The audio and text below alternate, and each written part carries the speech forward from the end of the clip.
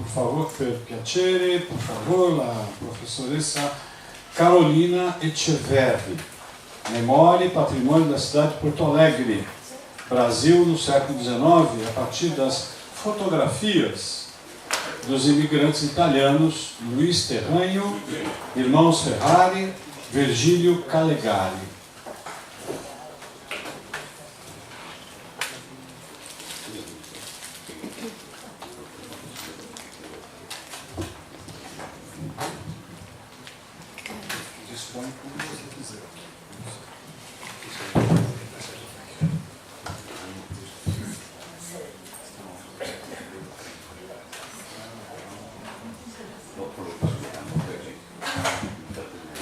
Buonasera.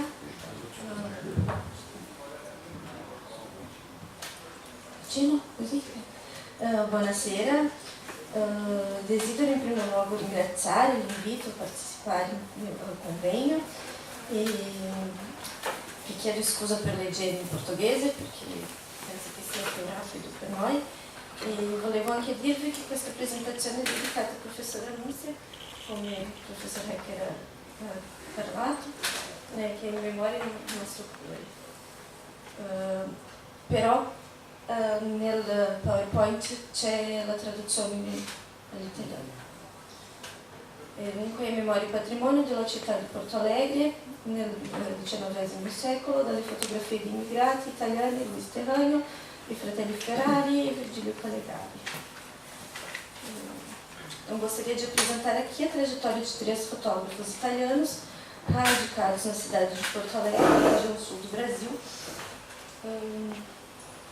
em relação à fotografia e imigração. São eles Luiz Terranho, os irmãos Ferrari, Carlo, o pai, depois Jacinto Ferrari, os irmãos, e Virgílio Calegari. Indicadores de 2 fenômenos particulares, a imigração e a urbanização, nossos fotógrafos, através de suas fotografias, contribuíram para que imagens da cidade de Porto Alegre do século XIX invadissem os dias de hoje.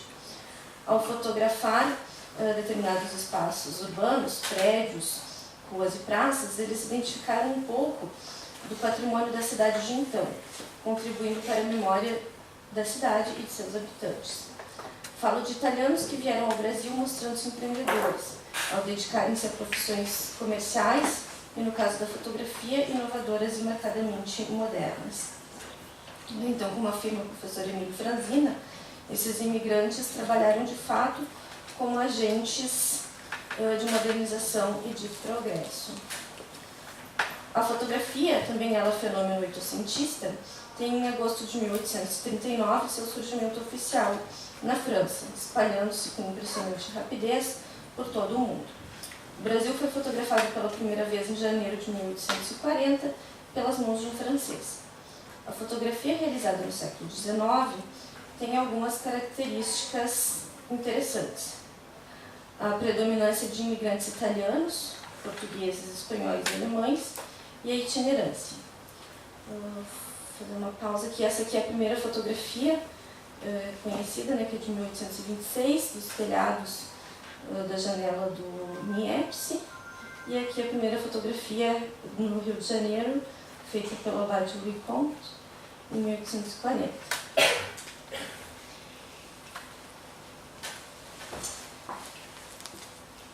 Então, a maior parte dos fotógrafos que atuaram no Brasil nessa época eram estrangeiros, e não tendo residência fixa nesse país, escolhiam a vida nômade, parando por pouco tempo em cada cidade.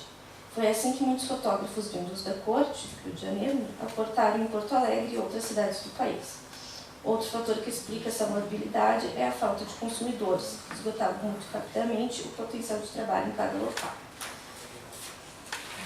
Então, sobre o Luiz Terranho, o primeiro fotógrafo a fixar-se em Porto Alegre foi o italiano Luiz Terranho. Ele teria chegado por volta de 1853. É de se supor, visto que não existem registros fotográficos desses primeiros anos, que ele tenha trabalhado com daguerreótipo. Trabalhou também na cidade de Rio Grande, Pelotas e Estepa, Florianópolis. Seria ele o introdutor da fotografia estereoscópica em Porto Alegre. Então essa é uma fotografia estereoscópica feita pelo Terranho, a gente pode ver o nome dele ali embaixo. A estereoscopia são duas vistas ligeiramente diferentes, que eram vistas a partir de um aparelho e formavam uma imagem tridimensional, mas precisava desse anteparo. E a próxima fotografia é da cidade de Porto Alegre, aparece no canto direito de vocês a casa, né, fotográfica dele, então, Luiz Terrânio, retratista. Em 1876, Terrânio retorna a Porto Alegre, vindo do desterro, e anuncia no jornal A Reforma, de 24 de novembro do mesmo ano, a venda de aparelhos para tirar retratos para amadores. Ele acrescentava que, mediante essas máquinas, qualquer pessoa pode se divertir a tirar retratos e vistas, bastando que fizesse uma ou duas aulas, com ele, obviamente. Dessa forma, pessoas comuns são aptas a registrar imagens da cidade e de personalidades da cidade a título de diversão. Já é, nesse caso, um prenúncio da popularização que a fotografia teria mais tarde através da figura dos amadores. Luiz Terrânio também é inovador na pesquisa de produtos fotográficos, tendo criado o que ele veio a chamar de sulfo mandiocato de ferro.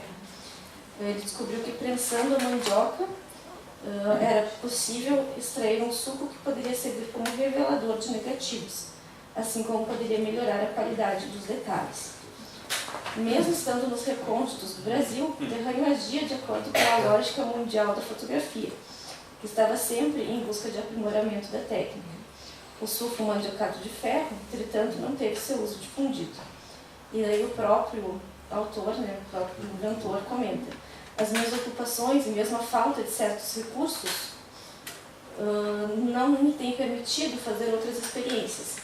Creio, porém, que este ácido convenientemente analisado pode ter diversas aplicações nas artes e indústria, e mesmo em medicina, e teria a vantagem de se aproveitar de um produto natural, que é deitado fora, pois ele é extraído da água da mandioca. A concorrência entre os fotógrafos era grande, que os fazia seguidamente anunciar novos produtos e novas técnicas, ainda que estas não fossem entre si muito diferentes.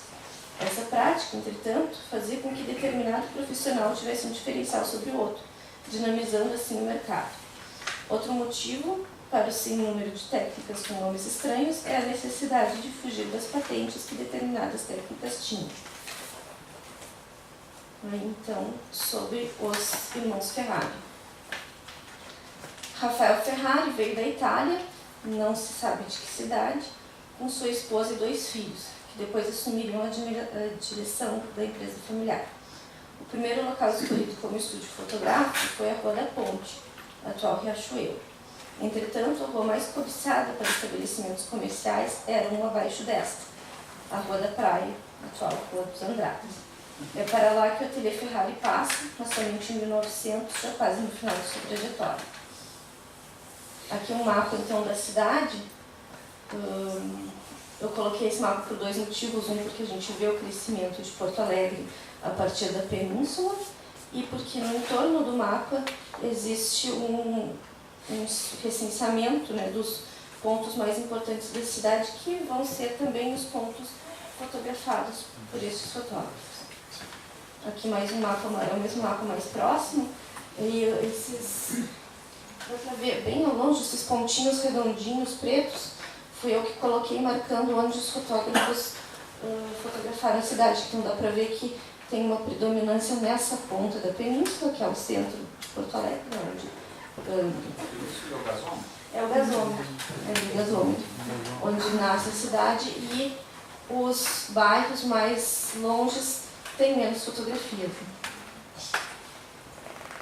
Então aqui, só para a gente entender, a rua mais cobiçada é a Rua dos Andradas. A gente tem aqui à direita a Rua 7 de Setembro, que é uma parte do aterro do rio, né? Ela já é aterrada.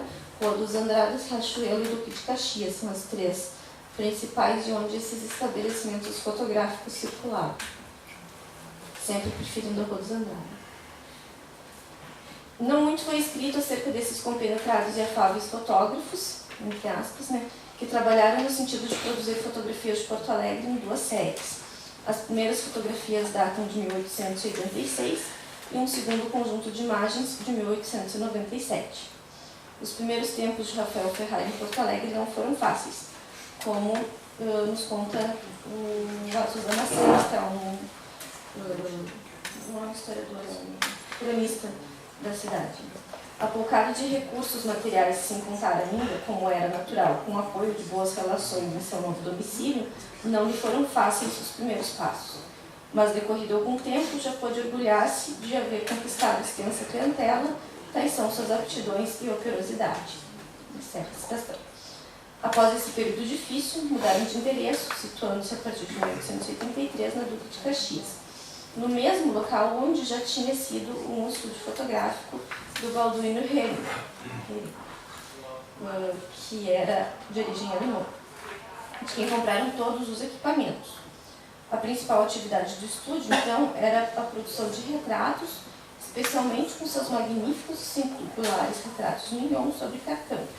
Retratos que eram um regalo para a freguesia numerosa, tanto pela excelência de sua execução, quanto pelo módico preço cobrado, 13.500 dinheiros, apenas por dia. Dinheiros, porque eu não sei qual era o dinheiro nessa época. Eram reais? Reais, né? Presume-se que Rafael Ferrari, quando empreendeu a viagem ao Brasil, já tivesse uma certa idade, visto que em 1885 se aposentava dos serviços fotográficos por motivo de enfermidade, deixando o ateliê aos cuidados dos filhos mais velhos, Carlos e Jacinto. Inicia assim o que Boris Cossói chamou de uma verdadeira tradição na fotografia na capital gaúcha. A existência, né, de estúdios fotográficos de grupos por familiares, pais e filhos, irmãos, irmãs, tios também, é bastante comum. É desse modo que surge, então, a fotografia Ferrari e irmão, ficando claro que o responsável pela empresa é um dos irmãos, provavelmente mais velho. É dessa época a produção do primeiro álbum. O endereço continua o mesmo, na Duque de Caxias, mas consta que há um incremento na produtividade. Contando com o auxílio do irmão mais moço, o Rafael Ferrari Filho, eles apresentam uma coleção de vistas da cidade complementadas com vistas do interior do estado. Um álbum fotográfico, então, é uma reunião de conjuntos de fotografias que engendram uma espécie de narrativa sobre um determinado tema. O álbum dos irmãos Ferrari, entretanto, tem um diferencial em relação aos demais livros e álbuns conhecidos, visto que ele foi comercializado em fascículos, ou seja, era montado ao longo de meses, ao contrário de um livro que já vem pronto. Quando eles lançam esse álbum, eles colocam um anúncio que decidiram fotografar durante aquele ano as principais ruas, edifícios, jardins e lugares mais pitorescos. Colocam também que o assinante receberá mensalmente uma vista com as seguintes dimensões, 24 por 32, e no princípio do segundo trimestre um álbum para colocar as mesmas fotografias. Né?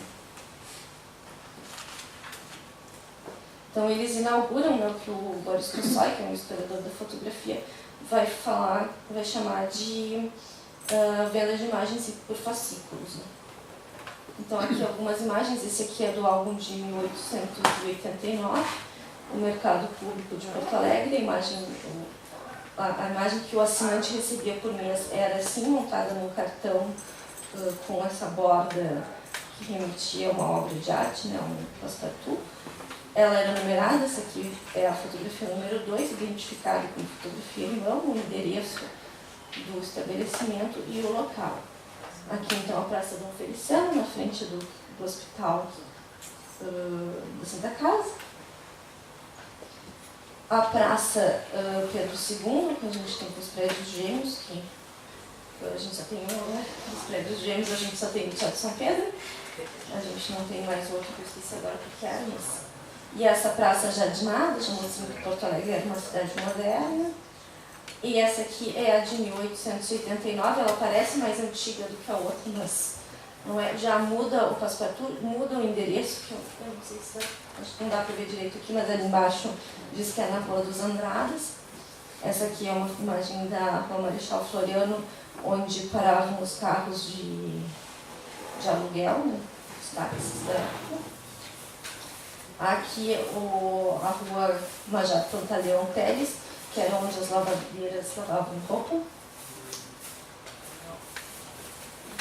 que a gente viu uma imagem do que o professor botou hoje de umas lavadeiras também. Então, agora, terminando sobre o Virgílio Calegari, então, chega a Porto Alegre, vindo da cidade de Bérgamo, no ano de 1881, faz parte da segunda leva de imigrantes que aportam na região sul do Brasil e integra o grupo daqueles que ficam nos centros urbanos. Era um membro ativo da Sociedade Vittorio Emanuele II, fundada em 1887 por diversos imigrantes italianos, entre eles o já mencionado Luiz Tevani.